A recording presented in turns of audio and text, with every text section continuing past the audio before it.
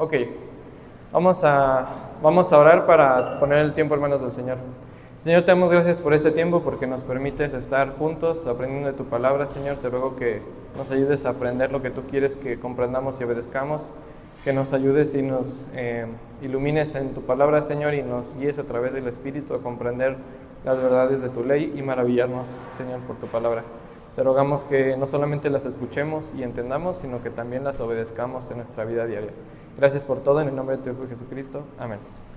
Muy bien, vamos a ver el tema del día de hoy. Es muy simple de entender, es muy profundo, pero a la vez es muy sencillo. Vamos a ver, dice, guarda la unidad del Espíritu. Vamos a leer, nuestro texto es Efesios capítulo 4, del 1 al 6. ¿Alguien tiene por ahí el micrófono? Si no, le doy lectura yo, pero si alguien tiene micrófono... no te preocupes, voy a leerlo, no te preocupes, pero si pueden ir a agarrarlo para cualquier cosa. Ok, dice, yo pues preso en el Señor os ruego que andéis como es digno de la vocación con que fuisteis llamados, con toda humildad y mansedumbre, soportándoos con paciencia los unos a los otros en amor, solícitos en guardar la unidad del Espíritu, en el vínculo de la paz. Un cuerpo y un espíritu, como fuisteis también llamados en una misma esperanza de vuestra vocación.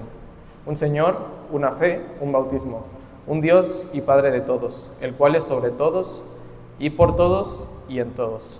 Ok, bueno, ¿cuál es el contexto que está un poquito antes de este pasaje? Si recuerdan las últimas lecciones que vimos en las últimas 5 predicaciones fueron: demuestra mi gracia a otros, no te apartes, el gran misterio, que era, si recuerdan cuando Brian compartió, ¿cuál era el misterio? Que también los gentiles eran parte del reino de Dios, ¿verdad? Sé un vocero de gracia, toma lo que te doy. Esa fue la última predicación. Bueno, ¿y por qué es importante esto? Durante los 3 capítulos anteriores que estuvimos leyendo en Efesios, Pablo describe específicamente todas las riquezas que tenemos en Cristo, todo lo que Cristo logró en nosotros a través de su sacrificio. Vimos cómo pasamos de muerte a vida, vimos cómo pasamos de separados a unidos, vimos cómo el Señor hizo de varios pueblos uno solo, vimos también las riquezas del Señor Jesucristo, vimos cómo nos da la oportunidad y la bendición de ser voceros también de su gracia, y hemos visto mucho de esto, ¿no? Entonces, en los capítulos anteriores, sobre todo ha sido lo que Cristo hizo para nosotros y qué importante es esto. ¿Por qué? Porque Pablo estaba muy contento del desarrollo y el crecimiento de la iglesia en Éfeso, pero quería escribirles para recordarles lo que esto significaba. Muy bien, ahora tiene un llamado para nosotros en particular. Es un punto, es un parteaguas en lo que lleva diciendo y ahorita lo vamos a ver por qué. ¿Sale? Muy bien, guarda la unidad del Espíritu. Al principio vemos Efesios 4:1. Yo pues, preso en el Señor, os ruego que andéis como es digno de la vocación con que fuisteis llamados. Es decir, Pablo está diciendo, fueron llamados a algo, ahora caminen dignamente de ese llamado que ustedes recibieron. ¿A qué se refiere con esto? Bueno, vocación habla acerca de una invitación, es un llamado, una invitación abierta a los que han escuchado este mensaje. Dice también un cuerpo y bueno, ahorita lo comento esa parte. Llamados, la palabra original es kaleo, significa convidado. Yo he escuchado esto en programas un poquito más viejitos. La palabra convidado se usaba mucho, ¿no? Me convidas, me das, ¿no? Y a nosotros se nos hace raro porque ya casi no usamos esta palabra. Pero convidar significa invitar a alguien para participar en algo. Invitar a alguien como una cortesía, ¿no? Para que pueda participar con nosotros de una comida, de una bebida, salud, o de nuestra amistad, ¿no? Esa parte es convidar. Esta misma palabra es la que dice, anden como es digno de la vocación, es decir, del llamado que ustedes tienen, del que fueron convidados, a lo que fueron invitados a participar.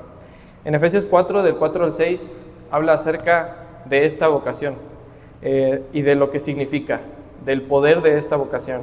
Y vemos muchas veces la palabra un mismo, vamos a verlo. Dice un cuerpo.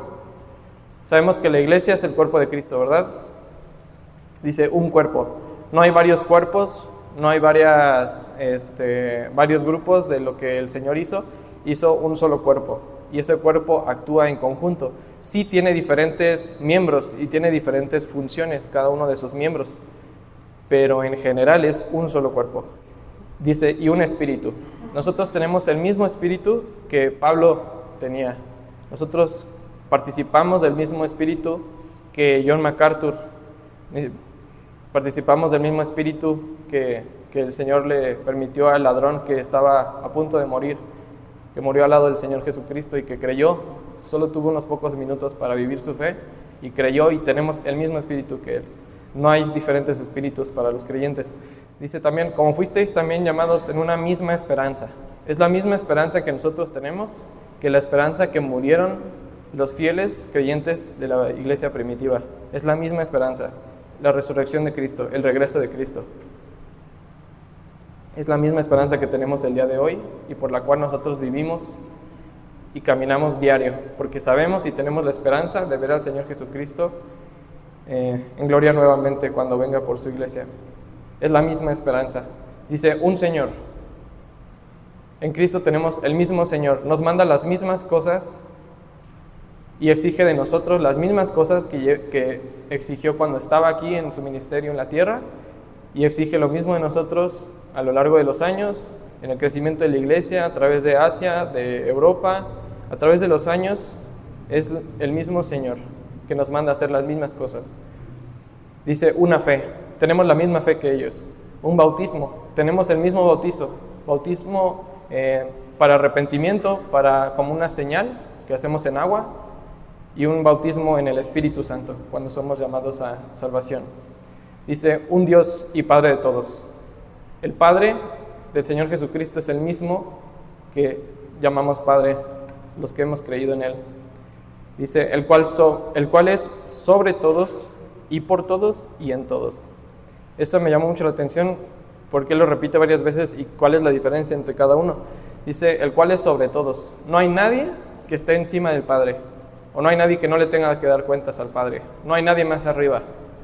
El Padre es sobre todos nosotros y es por todos los creyentes. A través de todos los creyentes Él actúa.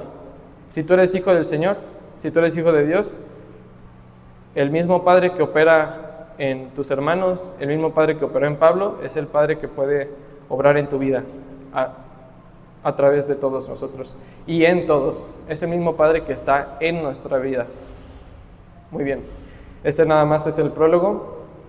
Dice, ¿cuál es el llamamiento que comentábamos hace rato, ¿no? Aquí dice, anden dignamente del llamamiento con que fueron convidados. Dice Efesios 3, 18, 19, un poquito más atrás. ¿Cuál es el llamamiento? Este es el llamamiento. Dice, para que seáis plenamente capaces de comprender con todos los santos cuál sea la anchura, la longitud, la profundidad y la altura, y de conocer el amor de Cristo, y que excede a todo conocimiento, para que seáis llenos de toda la plenitud de Dios. Ese es el llamamiento a todos los creyentes, ser lleno de la plenitud de Dios. Si nos quedamos en una vida de mediocridad, si nuestros actos no cambian, si nuestras decisiones no cambian, si no dejamos que el Evangelio impacte nuestras vidas y nos quedamos igual, entonces no estamos siendo llenos de la plenitud de Dios. Si yo me la vivo preocupado, si yo vivo angustiado de lo que yo quiero hacer en mis fuerzas, entonces no estoy siendo lleno de la plenitud de Dios, y entonces no estoy entendiendo, dice, no estoy siendo plenamente capaz de comprender cuál es la anchura, la longitud, la profundidad y la altura del amor de Cristo. Ese es el llamamiento con el que nos está diciendo. Y entonces, ya vimos la primera parte, nos está llamando a andar dignamente de ese llamamiento, ¿no? Estamos llamados así. Bueno, ¿cómo lo hacemos? ¿Cómo obedecemos al Señor en esta parte? Y este es nuestro tema. Dice, guarda la unidad del Espíritu. Y nos vamos a tocar 4 puntos. Creo que por el tipo de presentación y la letra no cabe, no sé por qué, pero bueno. Dice, diligentemente, es el primer punto. El Señor quiere que guardes la unidad del Espíritu diligentemente. Vamos a ver de qué se trata. Dice el versículo 2, dice, solícitos en guardar la unidad del Espíritu en el vínculo de la paz. Solícitos en guardar la unidad del Espíritu en el vínculo de la paz. Muy bien, dice solícitos. La palabra original se refiere a una diligencia, que procuremos, que nos demos prisa, que utilicemos velocidad, que nos esforcemos, que seamos prontos y fervientes. Estaba buscando esta expresión, cómo se usaba en ese tiempo, Y diligencia, la palabra solícitos, se refiere a los carruajes cuando llevaban un mensaje apremiante. Era una diligencia, de ahí viene la palabra. Y se empezó a usar en este contexto ahora. Pero antes era esa parte, una diligencia, un encargo, un carruaje que se dedicaba a llevar específicamente un mensaje, o un mensajero, o una persona, pero tenía una misión, y era llevar algo de un punto a otro. Esa era la diligencia que tenían. Entonces esta misma palabra es la que nos está llamando a hacer diligentemente guardar la unidad del Espíritu. Es decir, no es algo que Dios te encarga o que te dice como, pues si quieres, si tienes tiempo, guárdala. No es lo que está diciendo. Está diciendo, procura, date prisa, haz de una prioridad mantener y guardar la unidad del Espíritu. Y aquí quiero hacer un hincapié en la palabra guardar. La palabra guardar no es nada más como cuando guardamos un dinero, ¿no? Guardamos dinero y lo ponemos en la billetera y lo ponemos aquí. Ahí no estamos guardando, o sea, no al menos en la misma forma en la que Pablo está expresándose aquí de la palabra guardar. La palabra dice velar por, proteger. Estaba viendo también que era una palabra que a veces se usaba para cuando decían guardar la cárcel o los presos, los guardias de la cárcel. Si se fijan, los guardias no hacen como tal una acción de proteger al preso, ¿no? O sea, es parte de, porque pues estás bajo resguardo, pero no propiamente solamente para que nada le pase, sino más bien para que no escapen, ¿no? Esa es la expresión que está usando Pablo aquí. No quiere que la unidad escape, que se vaya, es una preservación. Tenemos que ser solícitos y diligentes en guardar la unidad del Espíritu, como un guardia que está velando por algo muy valioso, que no quiere que le hagan daño, lo está protegiendo, pero también no quiere que se vaya, que salga de ahí, lo está preservando ahí. Esa es la palabra. Dice, solícitos en guardar la unidad del Espíritu en el vínculo de la paz. Vínculo también habla acerca de como coyunturas, ¿no? Como cuando nosotros tenemos un ligamento y un ligamento mantiene unidos nuestros miembros. Esta es la misma palabra que está usando Pablo aquí, en el vínculo de la paz. Lo que nos mantiene guardando la unidad del Espíritu es la paz. Es el vínculo y es el medio por el que el Señor mantiene unidos los miembros. Aquí quiero hacer una pausa. Como creyentes a veces nos confundimos y pensamos que nuestro llamado es a tratar de hacer afinidades con hermanos en Cristo, ¿no?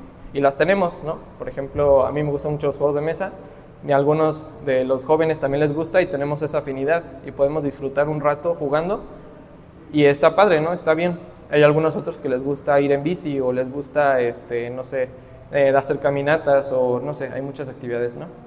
Y eso está padre y es bonito que como cuerpo de Cristo busquemos actividades que podamos disfrutar juntos.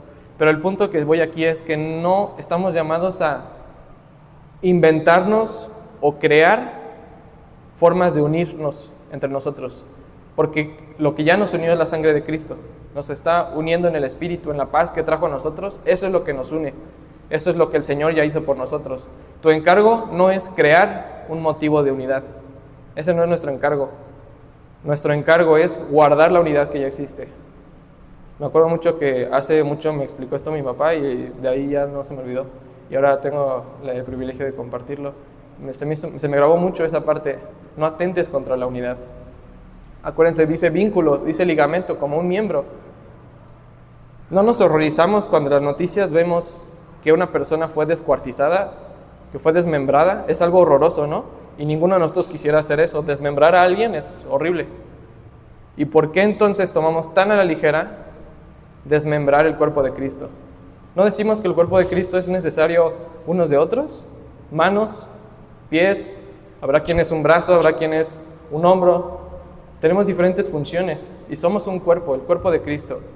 Y así como es horroroso atentar contra la vida de una persona y desmembrarla, y nos horrorizamos y ninguno de nosotros quiere hacer eso, no tomemos tan a la ligera atentar contra la unidad del cuerpo de Cristo.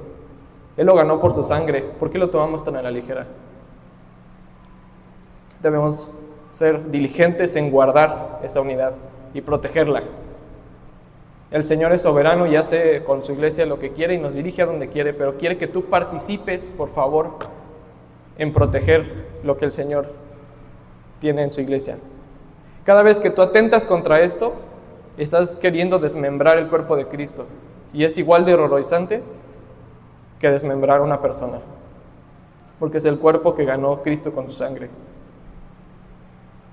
Cada que se te ocurre algo que pudieras estar tratando de justificar como una reunión entre amigos sana, pero después empiezas a criticar a otros hermanos de la iglesia, al liderazgo o a un ministerio, cada vez que compartes tu opinión acerca de lo que está mal hecho, lo que está bien, lo que tú harías, lo que no harías, lo que estás haciendo es atentar contra el cuerpo de Cristo. No contra el liderazgo, no contra los hermanos del ministerio, no contra el maestro de la escuela dominical. Lo que estás haciendo es afrentar contra la unidad que el Señor ganó por la iglesia, incluyéndote a ti. Y estás agarrando a alguien y desmembrándolo. Es el mismo efecto que tenemos. Vemos Romanos 12:11, dice: en lo que requiere diligencia, no perezosos, fervientes en espíritu, sirviendo al Señor. Guarda la unidad con diligencia. Estaba buscando varios pasajes que hablan acerca de diligencia y la mayoría compara la diligencia contra ser perezoso. Y hay muchos proverbios, hay salmos, hay muchos versículos acerca de que al perezoso lo va a alcanzar la pobreza, al perezoso lo va a alcanzar la desdicha, y al que obra diligentemente en el Señor, lo prosperará. Y obviamente hay diferentes contextos y diferentes bendiciones del Señor a los que diligentemente obedecen su palabra. Pero en este punto en particular nos está llamando a ser diligentes en guardar. Dice: no perezosos, fervientes en espíritu, sirviendo al Señor. Bueno, ese es el punto diligentemente. Guarda la unidad del espíritu. La unidad del espíritu. Lo puse completo porque no es nada más guarda la unidad, ¿no? Porque lo que les decía, podemos procurar cosas que nos unan, pero eso no prospera, sino es el espíritu el que nos une. Entonces guardemos la unidad del espíritu diligentemente. Segundo punto, humilde y mansamente. Vamos a ver de qué se trata. Humildad. Dice: con toda humildad y mansedumbre. La palabra humildad dice humillación de mente. Es decir, pensar con modestia de nosotros mismos. ¿Cuántas veces? Bueno, ahorita lo vemos. Mansedumbre. Dice dulzura, apacibilidad, serena, dulce y agradable. Si se fijan, estas dos características ya de por sí van en contra de lo que el mundo dice que es el liderazgo. El mundo dice que el liderazgo es imponer tu autoridad sobre las personas, imponer tu voluntad, imponer lo que tú quieres que hagan ellos y tú estar sentado y viendo cómo hacen. Eso es lo que el mundo piensa por autoridad y superioridad. Pero aquí dice el Señor: no, si ustedes quieren mantenerse unidos en el cuerpo de Cristo, ustedes tienen que ser humildes y mansos. Dice Santiago 3:13, dice: ¿quién es sabio y entendido entre vosotros? Y es una pregunta, ¿quién es sabio y entendido entre vosotros? Si tú piensas de ti mismo que eres sabio y entendido y que entiendes y tienes mucho conocimiento, entonces tú en tu cabeza puedes levantar la mano, ¿no? ¿Quién es sabio y entendido entre vosotros? Yo. Dice: muestra entonces por la buena conducta sus obras en sabia mansedumbre. Es decir, obra para el Señor. No te fijes en lo que los demás están haciendo, no te fijes en que te vean, tu obra para el Señor y punto. Dice: la buena conducta, sus obras en sabia mansedumbre. Mansedumbre quiere decir que es alguien que no se defiende inmediatamente, ¿no? Si alguien lo ataca, su primera reacción no es defenderse y tomar, sino se baja, ¿no? Hasta podrían decir en el mundo como que alguien dejado, ¿no? Dice el Señor: pongan la otra mejilla. Ese es un acto de mansedumbre.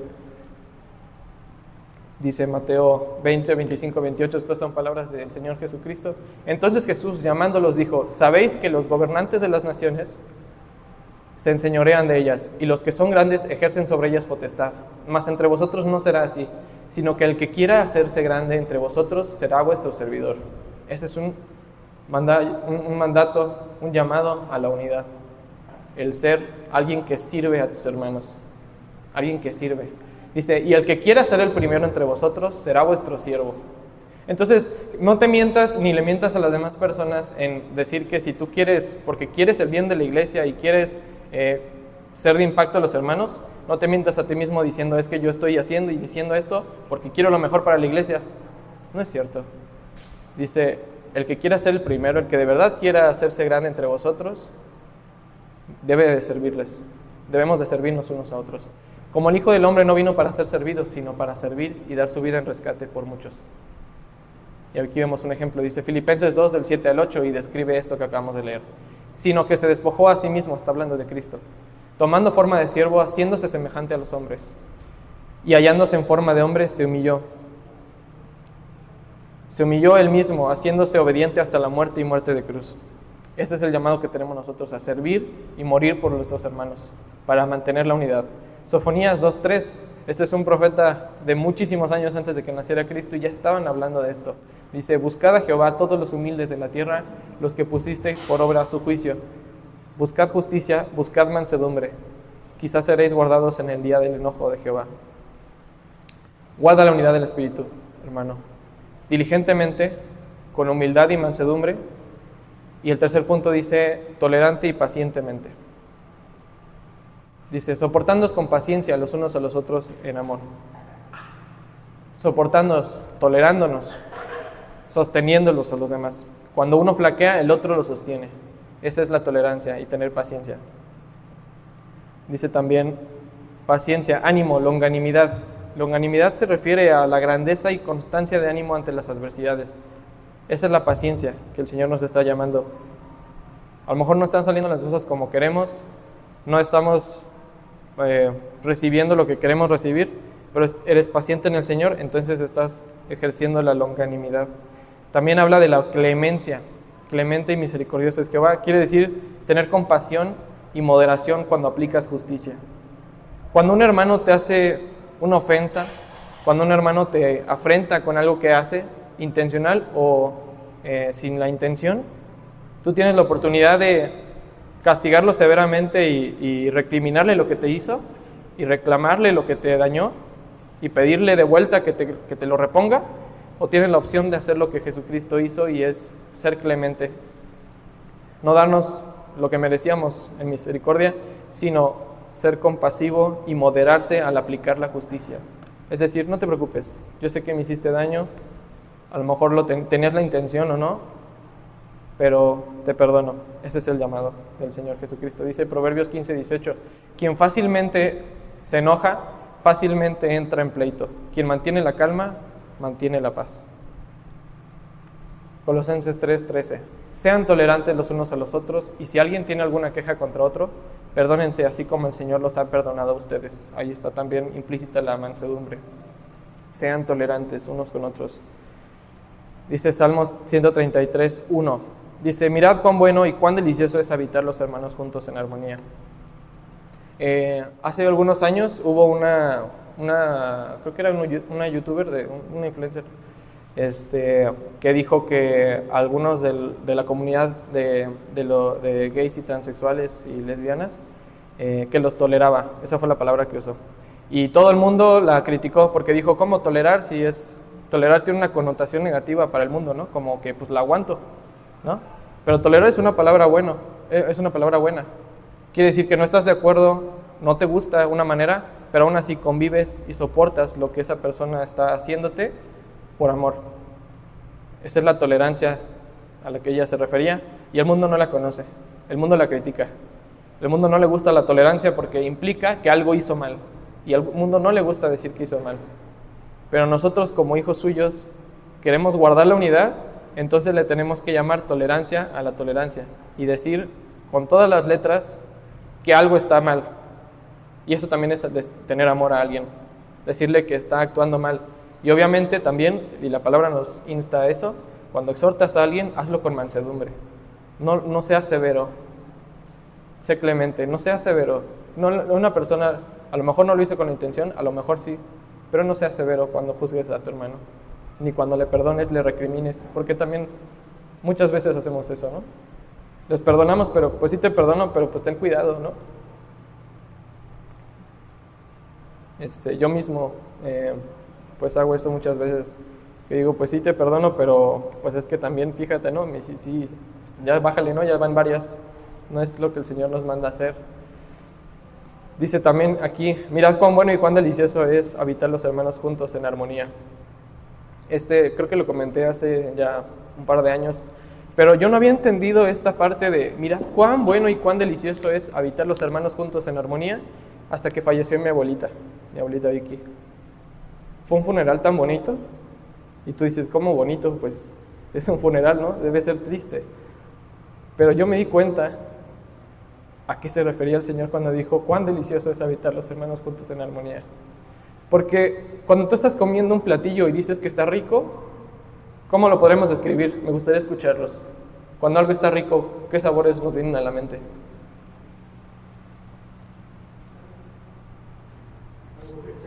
Algo dulce, por ejemplo, ¿no? ¿Algo qué? Sí. Y un sabor, por ejemplo, también hay cosas ricas saladas, ¿no? Cosas ricas picosas, cosas ricas amargas. Cuando estás comiendo un platillo que te gusta, que es delicioso, tiene muchas notas, ¿no? Tiene un poquito salado, tiene un poquito ácido, tiene amargo, tiene dulce. Es algo delicioso. ¿Por qué? Porque conviven en armonía esos sabores, ¿no? Si fuera el plato solo dulce, a lo mejor hasta nos empalagamos a la primera mordida, ¿no? Pero el Señor dice, mirad cuán bueno y cuán delicioso es habitar los hermanos juntos en armonía. Quiere decir que a través de las pruebas y a través de las situaciones amargas o dulces, cuando tú disfrutas esos tiempos y dice, cuando son en armonía, cuando habitamos juntos con los hermanos, es delicioso. Y aún incluso en un funeral, es delicioso.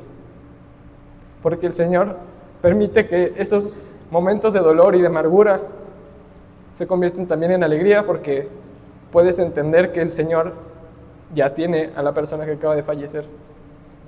O cuando tienes un problema con una persona, pues puede ser un momento muy picante, ¿no? O no sé. Pero cuando se perdonan y se vuelve dulce, ese momento picante se vuelve también un poco más rico, ¿no? Porque ya conoces más a la persona y hasta la amas más, porque ya entiendes en qué falla y puedes amarlo en eso. Es delicioso y es muy bonito. Esto es lo que el Señor llama armonía, no como el mundo.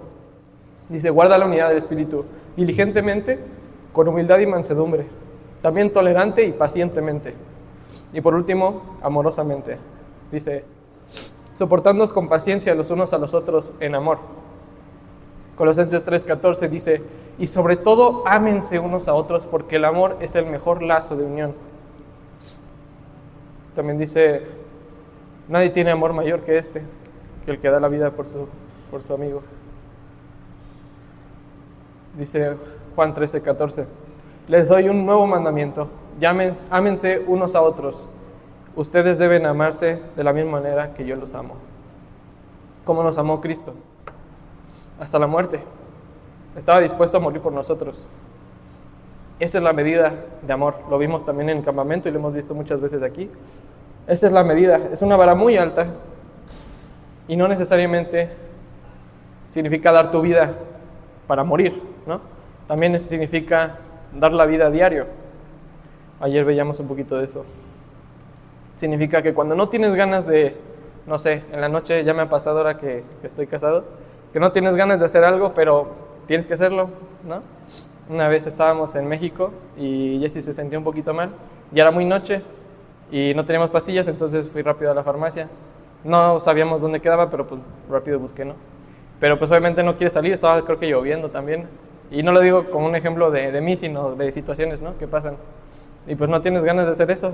Y no necesariamente me morí, ¿verdad? Nadie me hizo nada. Pero sí es morir a ti.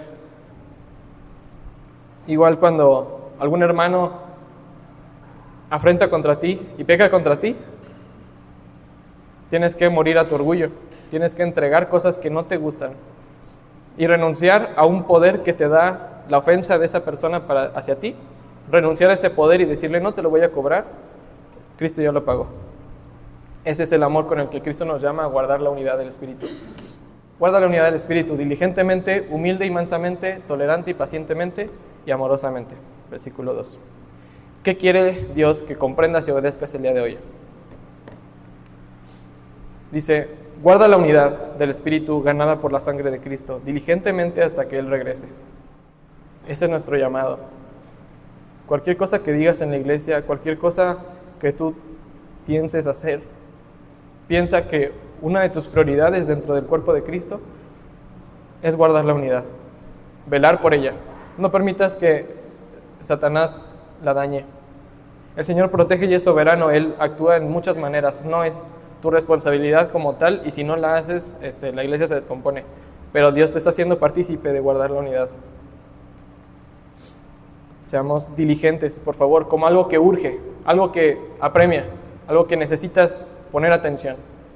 Pon atención en las cosas que dices y frases que haces. Si eso está ayudando a guardar y proteger la unidad o está atentando contra ella. Vamos a leer, me gustaría que lo leyéramos todos al mismo tiempo. ¿Se pueden poner de pie, por favor? Gracias. Ya vamos a terminar. Vamos a orar juntos, ¿les parece? 1 Corintios 1:10 dice: Amados hermanos, les ruego por la autoridad de nuestro Señor Jesucristo que vivan en armonía los unos con los otros, que no haya divisiones en la iglesia. Por el contrario, sean todos de un mismo parecer, unidos en pensamiento y propósito. Vamos a orar. Señor, te damos gracias por la palabra que tú has traído a nuestros corazones, Señor. Lo que tú haces es maravilloso y nos has ganado con tu sangre para hacer de ti un solo pueblo y unos solos hijos, Señor, una sola familia. Te damos gracias porque has tenido a bien hacerlo a través de la sangre de tu Hijo Jesucristo. Es una unidad que no se gana por peleas, no se gana por discusiones, no se gana por conquistas, Señor, sino que tú has conquistado nuestros corazones y por eso queremos ser uno en ti. Era la oración de Jesucristo, que seamos uno, así como Él y tú son uno, Señor. Ayúdanos a disfrutar de esa unidad, ayúdanos a disfrutar del Espíritu, ver lo valioso que es estar contigo, lo maravilloso que es ganar hermanos y una familia en ti. Ayúdanos a disfrutarlo y a proteger eso, a anhelar esa unidad, Señor. Perdona cuando nos hemos afrentado unos con otros, cuando nos hemos guardado rencor. Señor, perdónanos. Ayúdanos a buscarte solamente a ti. Ayúdanos a solamente buscar guardar la unidad, protegerla, que no se escape, que no se vaya. Gracias porque nos has hecho partícipes de esta unidad. Y no solamente nos la has regalado y nos la has dado, sino también nos has mandado y nos has encargado guardarla. Te rogamos, Señor, que nos ayudes en la semana a que hagamos actos que guarden la unidad, que oremos unos por otros, que nos llamemos en medio de la semana, que nos escribamos, que nos alentemos, mandemos mensajes con versículos, mensajes de ánimo. Señor, que nos busquemos y llevemos a lo mejor algún alimento, que compartamos los alimentos, Señor, unos con otros, festejando y celebrando esa unidad en ti. Gracias por lo que has conseguido a través de la sangre de tu Hijo Jesucristo, Señor. Te ruego que prosperes tu palabra en nuestras vidas y nuestros corazones, Señor. En nombre de tu Hijo Jesucristo. Amén.